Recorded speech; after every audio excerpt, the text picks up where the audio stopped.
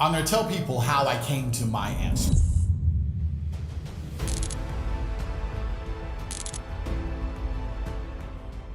I think the best way to predict the future is to study history.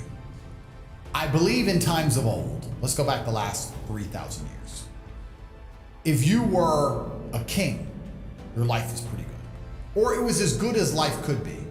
To be a king, you had power, influence, money.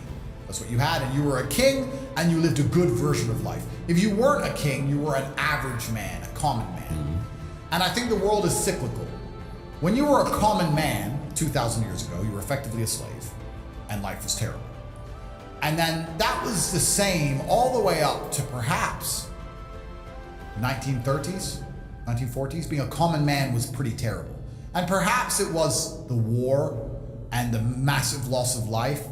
Perhaps it was something else, I'm not sure. But I kind of feel like there was a golden period between in the 50s to 60s to 70s to 80s, maybe even the 90s, where being a normal, hardworking man, because life is cyclical, went from being a terrible existence to quite a good existence. In the 60s, you could be a normal man who worked in a factory, an unskilled labor job, and with one wage, you could afford a house, you could afford a car, you could afford to raise a family, your children would not be taught garbage in school, your wife would respect you, you'd have a home-cooked meal. Times were good. Times were good.